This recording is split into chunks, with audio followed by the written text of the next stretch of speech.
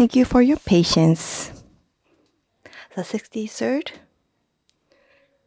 TIEC Cross-Cultural Seminar will now begin. Before opening, we have some announcements for all participants. Seminar will be available for viewing via archived live streams on 2 YouTube channels, English and Japanese. The English channel is a TIEC and HIH channel. The Japanese channel is the TIEC and HIH channel 2. We plan to stream it on these channels. Please note that filming or recording this lecture is strictly prohibited. In addition, the envelopes, we also put our materials and questionnaires. Please fill it out. And after, please pass them to our staff members when you go back. If you don't have your writing tools, please ask our staff.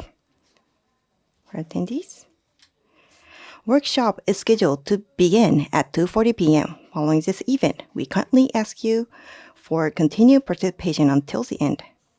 I am Goto, serving as today's moderator. Thank you for your cooperation. Come now. When we start, the Deputy Executive Director, Student Exchange Department, Japan Student Services Organization, Ota, will give you a remarks.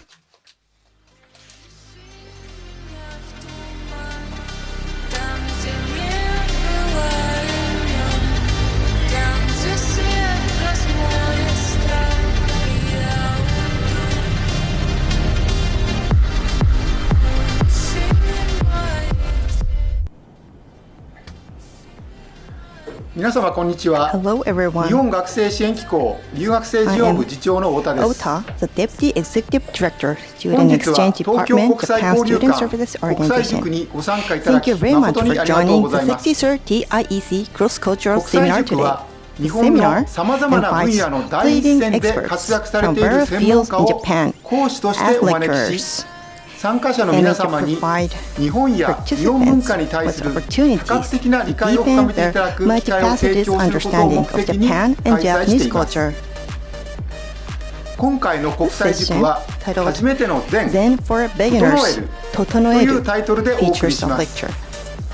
日常に生きる仏教や禅の教えを発信しておられるTaigagujiのご住職Chief Priest of Ryogen様を講師にお迎えし、Taigaguji Temple, who shares Buddhist and Zen teachings applicable to daily life. Following the lecture, starting at 2:40 p.m., we will also conduct a Zazen, seated meditation session, offering an experience to quiet the mind away from the busyness of daily life. We sincerely hope you will join us. We hope that learning about the experiencing Zen, deeply rooted in Japanese culture and now gaining global attention, will provide you with a valuable time to quiet your mind. I sincerely hope today's lecture will be fruitful for all of you. With that, I will conclude my remarks.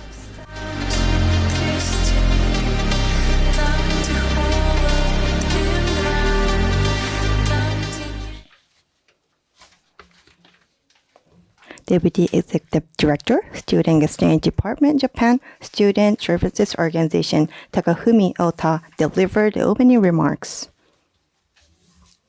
From now, we will now begin Part 1. In Part 1,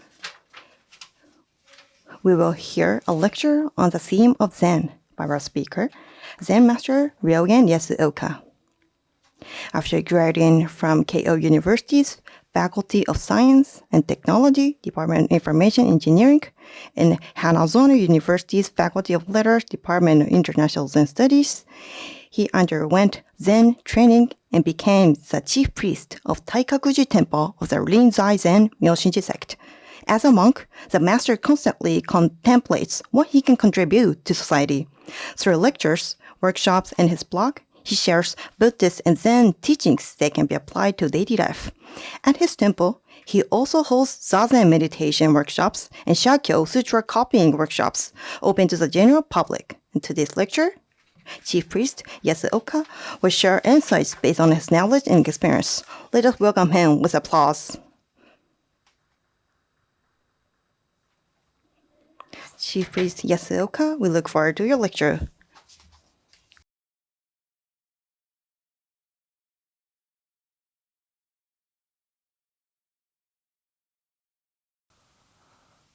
Hello everyone. I'm Ryogen Yasuoka. I'm from Kasugai City in Aichi Prefecture. Do you know Kasugai? Next to Nagoya. And thank you very much for coming this event. Then for beginners, Totonoeru. But you know, I'm not good at English, so please let me speak in Japanese from now. That's all for English. From now, we would like to talk about our topic. Beforehand, there's some materials I've provided. I hope it's inside the envelopes. You know, the Buddhist terms is very specific.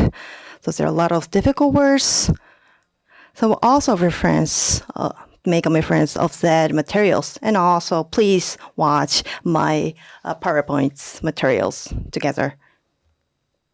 Oh, I was very nervous with my very first remarks. Thank you for bearing with me. First, I would like to talk about Zazen for beginners. Seated meditation, have you ever done that before? Oh, thank you.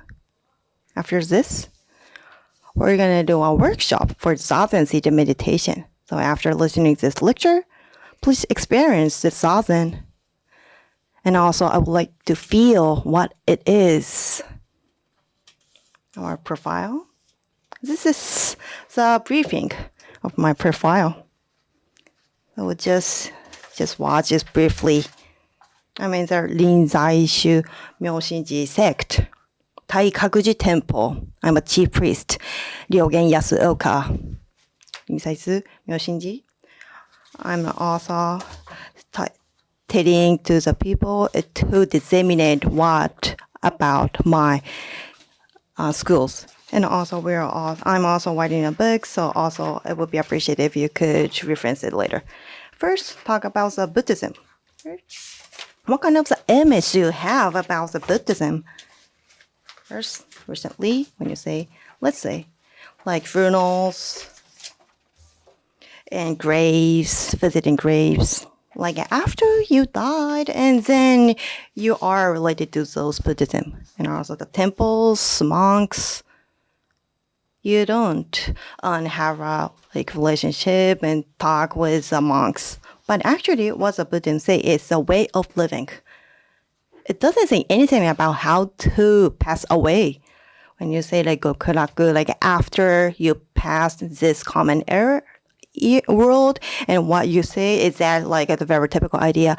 But when you do something bad, and your parents will say if you do that kind of bad things, then you cannot go to a good place after you pass away.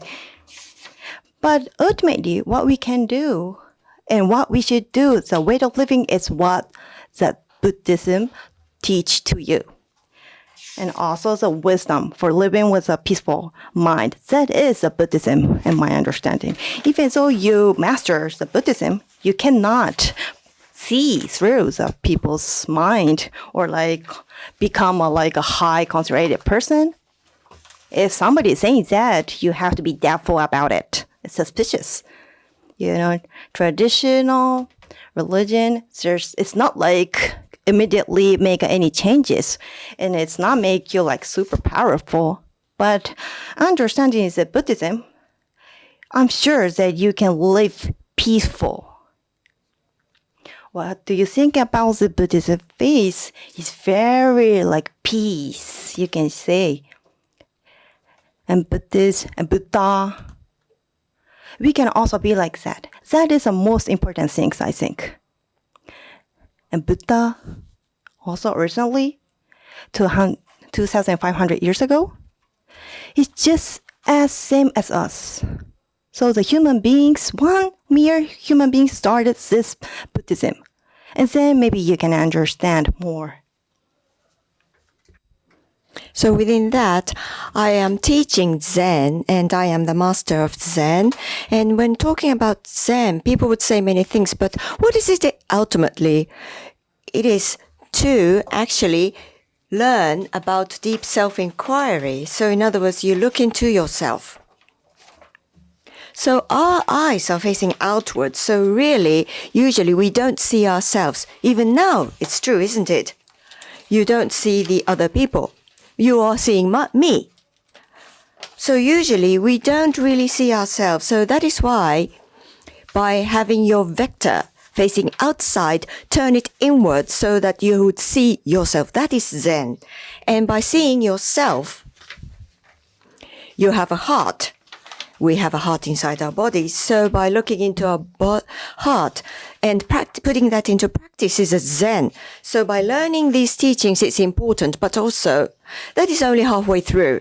So by actually practicing it, then there will be a moment where you really instantly realize something. Oh, that was what the priest had been saying. So that is like an awakening. So putting that into practice and learning the teaching, then that would be leading to the importance of Zen. And from the worldwide view on Zen, and these three people would be important. Maybe some people would know. Suzuki Daisetsu Sensei, Zen, Z-E-N, he has disseminated Zen. And recently there is Suzuki Shunryu Master and also Master Yamada Mumon. So they have actually disseminated Zen overseas. So maybe you have heard of these people. And another factor, recently I don't know whether I can say this as fashionable, but this word called mindfulness, it's a way of meditation, and this has been paid attention by the Japanese people now. And that is also has the origin of Buddhism, but I think it's a bit different. So Southeast Asia is the origin of Buddhism. So that is the root. And mindfulness meditation. And that had been kind of become concrete in the western part of the United States, Silicon Valley. So IT engineers, because they are leading a very stressful life, this Buddhism meditation is where they had reached. So that is called mindfulness Zen meditation. So it's kind of excluding the Buddhism way of thinking, but it's quite similar to Zen meditation.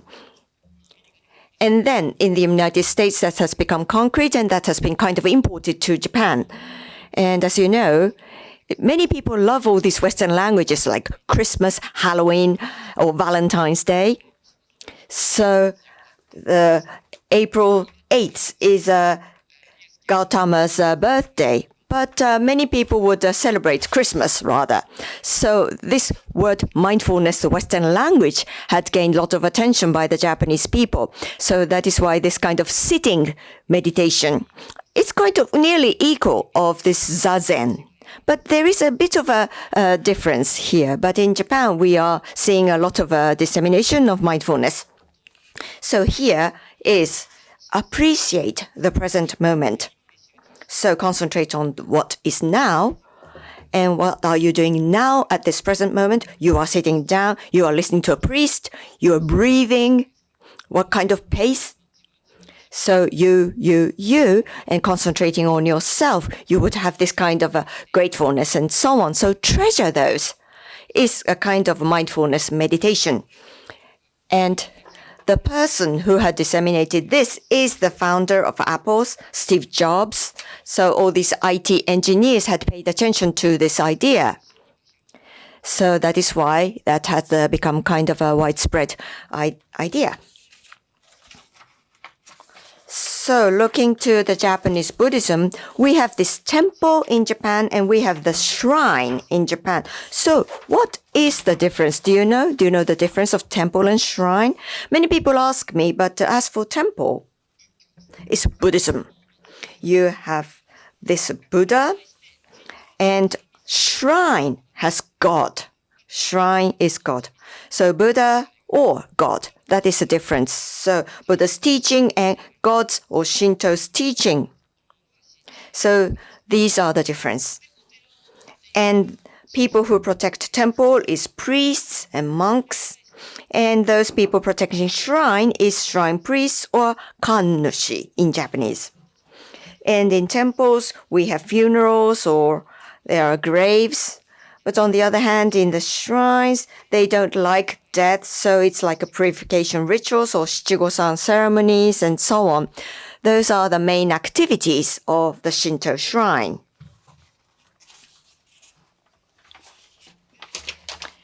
And here, are you familiar? Are you living in Tokyo? Maybe you know this place. This is Sensoji. Sensoji is a Shokanon sect of Buddhism. And this, have you been there? Kiyomizu-dera Temple in Kyoto. And this is a Kita Hosso sect of Buddhism. And the last picture is, maybe you don't know this place. This is where I belong. This is the Rinzai sect of Buddhism, Myoshinji branch. It's a Myoshinji temple. It's in Kyoto. So this is the Myoshinji branch of the Rinzai sect of Buddhism. So we have so many Buddhist sects in Japan. So these are just a few. So actually there are more than these. And within that, where I belong is this essence of Zen, Rinzai sect. And also we have this Soto or Obaku. So we have a variety of sects in Japan. So what are the difference? Well, we would explain it as mountain climbing. So you have so many mountain climbing routes. So the route is the same. In other words, you are aiming for the top, but there are many passageways. Some people want to go and with a minimum route. So those are some ideas in the certain sect, but there might be a sect where you want to go slowly to the top, enjoying the natural scenery. So those are the difference of the sects in Japan. But in any case, you are aiming for the top peak of the mountain. So each sect, they are not quarreling, so they are respecting each other. So, let me explain about Buddhism for you to become familiar. So, looking at the familiar Japanese word, which stems from Buddhism idea, there are two words I would like to introduce. First is arigato. Do you know this phrase? I'm sure you are using this. In what case would you use this phrase? You want to express your gratitude. Arigatou gozaimasu. Thank you very much indeed. At least I would say this phrase once a day. So, arigatou. Arigatou, what's the opposite of arigatou? Have you ever thought of the opposite word of arigatou? We say Taigaguji in Japanese, opposite word. So, high, low, or hot, cold, or wide or narrow. So, what's the opposite word of arigato? Thank you.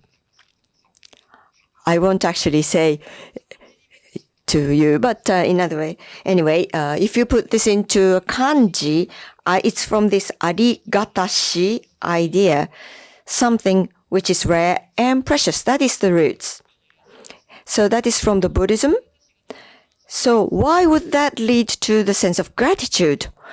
Well, this is from the Shaka or the Buddha who has founded the Buddhism. And this Buddha has said that your life, you are born with a life.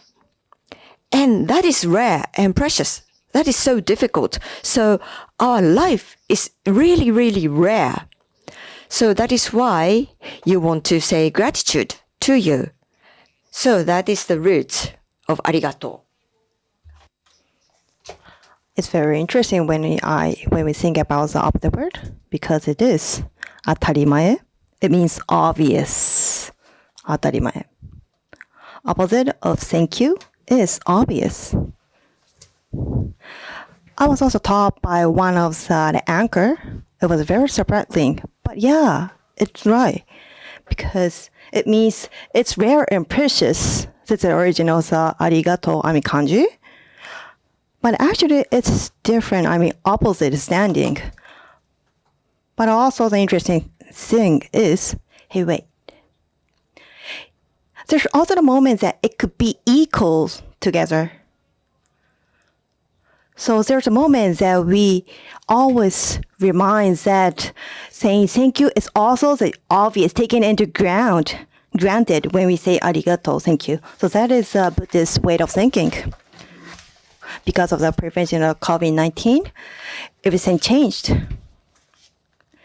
Everything changed, which we have been done very just as usual. Like we cannot talk with people like before. We cannot meet and have a drink with people like before. So we have to realize what we are taking it granted is very rare and that we have to be thankful.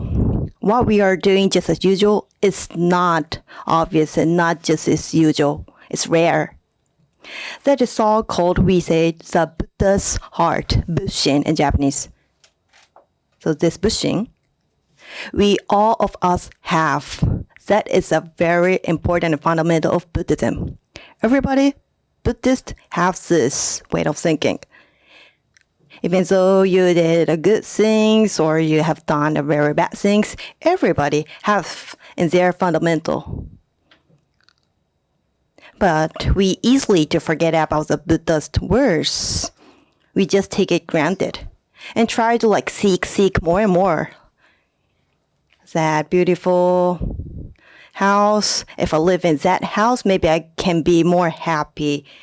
If I have that precious things, then I can be more happy and try to obtain more and more. That is very rare. But it's very rare, so it means it's difficult to obtain, so it will never be yourself. And then you start frustrated and stressful. So Buddhist and Zen, we have to focus on the things we are always taking it as granted, and then try to recognize what we are doing so far as very rare and precious things we have to take a very good care of. That is a way of thinking of Zen. And also, the second way of Zen thinking is work. We always do this, right? Do you like working? I want to ask you. Me? No, personally. I hope I don't have to work that much. I want to live more freely, but of course it's not. We are living in the capitalism. Of course, we have to work. But I don't want to work if it's possible. In Buddhism, working, we break down into this way of thinking. This is not right kanji, but just try to put in some way of thinking of the kanji. It says hataraku. It means it's about making things easier for those around you. Why you work? What do you work for? When we think about working, the beginning is just for you, right? First priority is yourself. You have to work for yourself. When I started doing a part-time job, of course I was working for myself because I wanted money. Because I want to buy something I want. So the motivation why we work is, of course, yourself. But just working for yourself, then maybe you're gonna see the hurdle and barriers. Maybe you're stuck somehow at some point. At that moment, change your way of seeing, not only for yourself, but also you're working for others, like your family, the beloved person, partners, and people like colleagues. Try to make those people happier, and then maybe your hearts will be lightened. So, hataraku means making the other people easier to live. That is a way of thinking in Zen.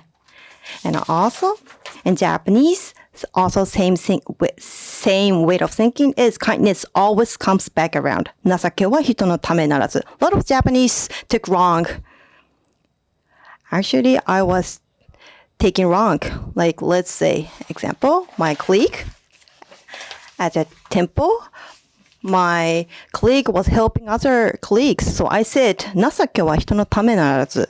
It means it will never be helpful for yourself, so you don't have to support anybody. But it was wrong. Original meaning is kindness always comes back around you. It will be very rewarding to you someday, definitely. So you have to help people as much as possible because it's gonna come back you as a reward. We'll try. Okay, then I will also try to represent in the Japanese sense difficult way of thinking. That it also in Japanese we say jigo jitoku. It means what goes around comes around back to you. When we say jigo jitoku, it always used in negative context. Like when you do something bad and then, oh, it's jigo jitoku. You did a bad thing, wrong action. So that's why it comes back to you like a sin. It's not only used in the bad context. It can be also used in a good, positive context. That it also the result what you have done. That is the original meaning of jigo jitoku. So you have to help people more and more. And then it'll come back to you. For sure. That is a 情けは人のためならず and 自己自得. And also the definition of work. Briefly, I also made a small presentation sheet. Please watch this orange area. It says advanced information oriented society where we are living now and also multitask. Now we can do a lot of things. Also COVID-19, not only, but also there's a lot of like risk of illness or injuries. Like external environment, our brain, try to like change the world by ourselves, but it's difficult to change by only one person, right? This virus will never eradicate it suddenly. So it's hard to change the world around you. So that's why you have to turn your attention inward yourself. And then by turning your perspective into for your way of perspective, then so that's why I said like you can change your perspective into an ally so you can change how you see the world. We also say search inside yourself, SIY. Maybe you have heard this before. Google, the company, which intakes this way of thinking as first, the pioneer of using this as a training for the employees. SIY, search inside yourself, and then you can improve your performances. So now Google is now a very giant company. It doesn't have nothing to us like Japan. They are doing the United States. It means it's so different from Japan, which is the original of the Buddhism. So it's very interesting. SIY. Then it's Koji Kyume. Seeking yourself. So it's exactly same what it's saying. So it's also used in overseas. It's very interesting. So Zazen. Now I would like to explain about the Zazen, what it is like. And after that, we're going to do a workshop. So I'll tell you the detail at that point. But now I will give you a brief explanation about Zazen. Zazen, seated meditation. When you're writing kanji, it will be like this. The Zazen. The right side is a very typical way of writing the Zazen kanji. But actually, left side is the correct one. The kanji, there's a huge difference. The explicit differences. The left side, it says where you sit. The left side, it depicts how you sit. In Zazen, what is important is sitting. How you sit is important. Where you sit is not important. However, since this is not the actual kanji, so the media would be always using this right-hand side, but the official kanji is the one written on the left-hand side. And as for za, please look into it carefully. It might be a bit difficult for you, but there are people, hito, people, two people here. The tsuchi is soil. So on the soil, there are two people sitting down. So that is how you can analyze this kanji. But the important thing here is there are two people here, but it's not different people. It's the same person. In Zen, so I myself would be looking at myself. So it's not two people sitting down, but rather it's me, myself, looking at myself. Putting it a bit difficult, but you have this self-identity. My name is YASUOKA Ryogen. That's my identity. So if people call me, then I will say yes. But there is another real person inside me, so I want to search for that. So it's not about name. There is this person breathing. What is this body doing? What am I? Who am I? So looking into that is Zen. So self-identity, and to have that clearly being identified to your heart is Zazen. And another factor, you would sit down quietly, so you need to be quiet and sit down. Why taking that kind of posture? Well, let me give you an example. There is a beaker. Here there is this mud. So imagine that. And in this mud, it's being mixed. That is our everyday busy life. And that's our heart in those everyday lives. You have to work, you have this privacy, and you have to have family to look after and so on. So you are always busy. So your heart would be very busy. So it's like this mud being mixed. Then, what about the state of mental stability? Well, the speaker put it silently, and then the mud would go to the ground. And there would be a pure water. So Zazen is like this. So stay quietly, sit down, very clear, pure water would be coming up. So that is the Buddha's heart. Everybody has this Buddha's heart. So you have this Buddha's heart when you are born. So very clear, honest, very clear heart. So the mud is like your worry or suffering. So that would become clear. And you can see that. So that is Zazen. So you have this gloomy state of mind, and then through this Zazen, then you will be able to have this state of mental stability. And that is why I have introduced it a bit earlier. So let me briefly explain this. Zazen, the important, there are 3 steps. One is Choshin, Chosoku, Choshin. So adjust the body, adjust the breath, and adjust the mind. So I will explain this later on at the workshop. Important thing is this adjust, Totonoeru. This is today's theme, Totonoeru, adjust. And we have this written on the poster, but many people like sauna nowadays. And in Japan, it's very popular. And people would say Totonoeru in sauna term. So in Buddhism, Totonoeru, we use this Chinese character. And the word you would see is this character, Totonoeru. We have 2 Totonoeru in Japanese. Many people use the one above, but in Buddhism, we use the one below. I thought about this. What is the difference? Why do we use this Totonoeru at the bottom?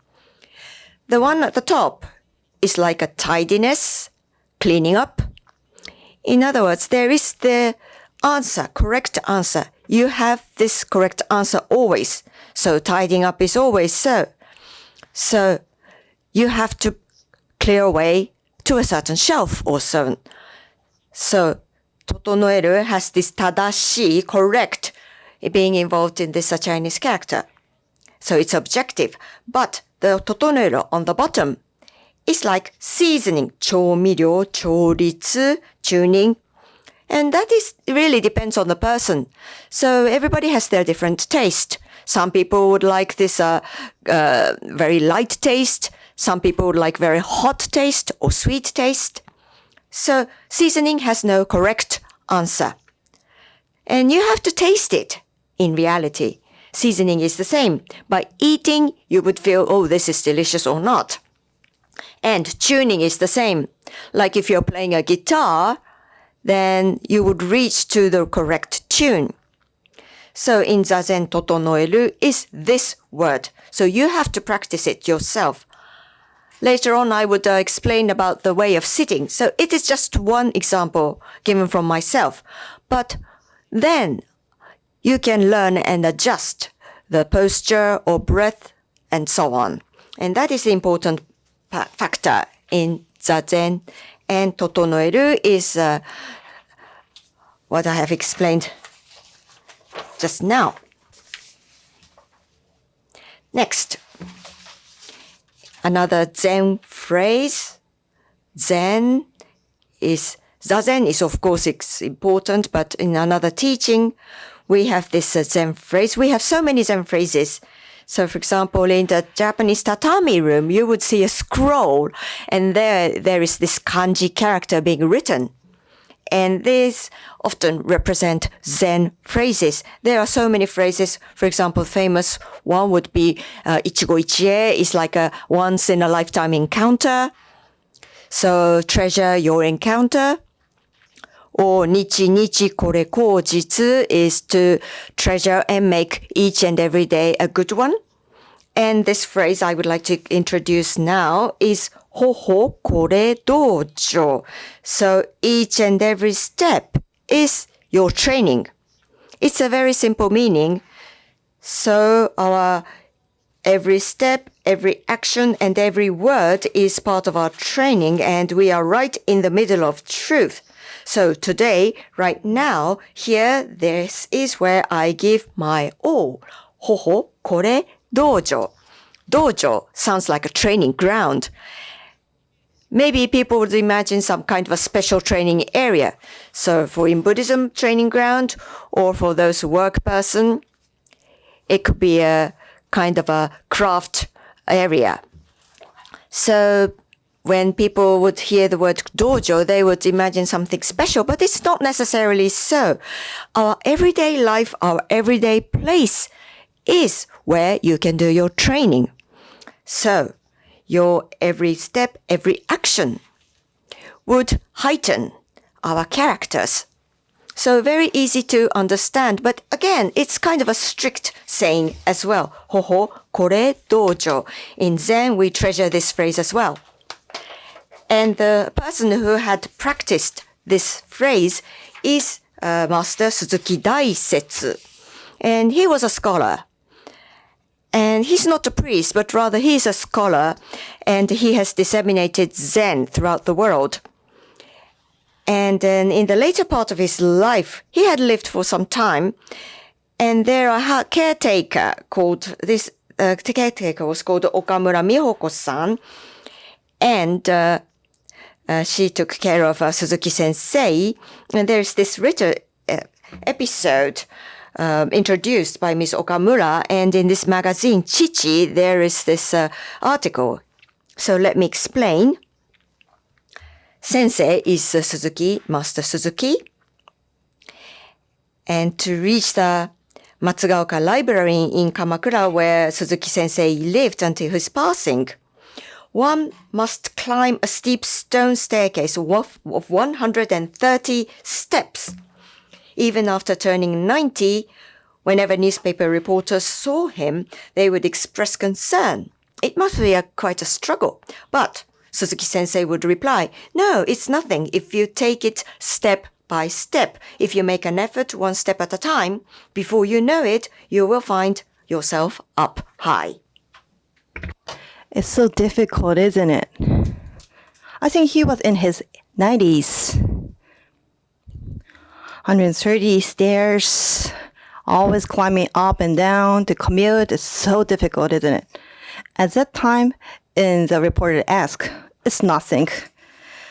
Each step, go up, and you're already so up high. It's so difficult. For me also, 130 steps, then basically we always count. And we go to like 20% of the 130 steps, and I would say like more. And when I reach to the half, I will say the rest of the half. And then I go to like higher, and then I will say like more and more, one step. But it's different. He only sees only one step, each step. And then finally, he realizes it, that he's already on the goal. It's so difficult to realize it. But it's difficult. So that's why usually we give up. We will say, sorry, I can't go up anymore. Or like, oh, it's almost there. And then you like fall down. That could happen. So that's the point. We have to take a good care of each one step. That is also the word saying the Kokohore Dojo is a definition of Kokohore Dojo. And so let's move on to how we can be like him, a daily Zen practice that we can apply to our daily life. First point is keep a constant routine. Maybe you would say like, oh, is that the one? But as a Zen training, we only do this one. We don't do anything special. People say that I go to the like a fall and try to bear that falls and go to like a very hot fireplace and try to bear that hotness. No, it's not like that. We try to make and keep a constant routine. Eat at the same time and wake up at the same time, chant a sutra, but that's all. That is a wisdom to live peacefully. But change the way of thinking, it calls routine. Athlete people say like they have a certain routine. And Ichiro, renowned baseball player, he also has his own routine. When he goes to batter box, he do his posture. Why he do that? Because he can bring his best performance with that routine. And why you do that? Because it could also lead to his best performance. So routine is not only for the athletes. We also, like general public, we could also have a routine. Ultimately, for me, I think it's for us like house chores. Kaji in Japanese we say house chores and cleaning and cooking. There's no goal, right? Even though you do like laundry perfectly, but tomorrow you're gonna have another laundries. Cooking also. There's a trash on the floor. Oh, somebody would pick up that. So I can do it tomorrow. That laziness will come up. I think it's gonna be very obvious when it comes to the cleaning. So we have to look at that and try to take a good care for each of them. And then we can perform our best. If a house chore is difficult for you, you can have a routine, getting up at the same time. Also, I hope that you can also serve a coffee to your partner and also watching the smartphone's news. Anything is okay, but any kind of routine will also makes your life brilliant. The second one, place your shoes neatly at the entrance. That also is not difficult, but do thoroughly is so difficult, I think. For example, when you go to your friends or colleagues or somebody's house, maybe you will try to put it very neatly. But your home, your entrance, like slippers at the bathroom, and if it's very messy, it's very difficult to make it clean. You have to be aware of making it clear. But keeping neatly your shoes where you do that as an entrance, right? It just is a border of a different world, private and the outside world. It's a border. So keeping the shoes neatly at that place, it means your heart and mind can also be neatly clean, beautiful, because that is also the Zen's practice, Zen's way of thinking. Because you can also put your mind and body together, centralized together. When you have a stomach ache, and then you try to meditate and you try to concentrate and center yourself, and then maybe your heart and pain will ease. And also when you try to put your shoes together, and you have to look back and bend backward, and then there's a one moment or two moments that you can focus on and concentrate on what you can do. And then it will make a difference. And then your shoes being cleared, being beautiful, and then your mind are also affected and be beautiful. The third point is Zazen. After this, we would like you to train this. Like, I recommend this after you wake up and before you go to the bed. I think 5 minutes Zazen will be very effective. Before going to the bed, doing Zazen, it will also lead to a very good quality sleep. It's already researched officially. People say we do like shallow sleeping and deep sleeping at the same time. But when you do the Zazen before sleeping, it will also lead to a very good quality sleeping. When you are frustrated, you cannot go to the bed very smoothly, right? In that case, I hope you can do the Zazen seated meditation and you can make your mind more like balanced, and then it will lead you to a very good sleeping. So briefing. Zen's training is not the upper one, the lower one. With okonai osame, it means you're going to take a good care and finish your action in Japanese. So it's training. It doesn't require any special skills. Your daily life, daily action, try to take a good care of your every one action and actions. So every single action, no matter how small, should be done with care. So you have to have your daily routine and place your shoes clearly and neatly. And before you go to the bed and do a Zazen, each of your daily movement is all lead to the Zen practice, trading.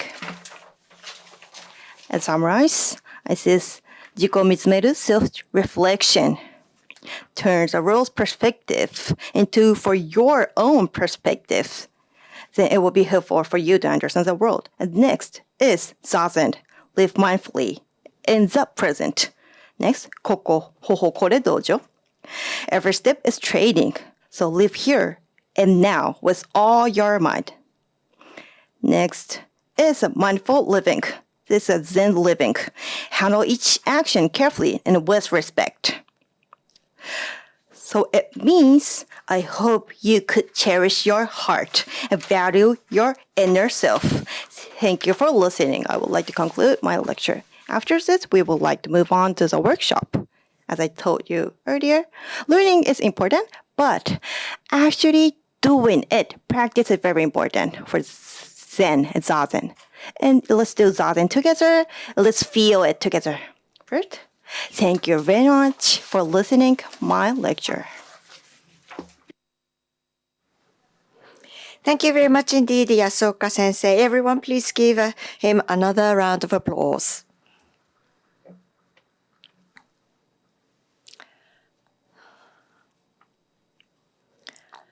So, everyone, we have about 10-minute break, followed by a workshop in the media hall. So please move to the different room. This room will be closed, so please bring your belongings and move to another room. And we have this consecutive interpreting in the next room, so please return your receiver to the staff at the foyer. And we have handed you the questionnaire, so please fill out and hand it to the staff as well.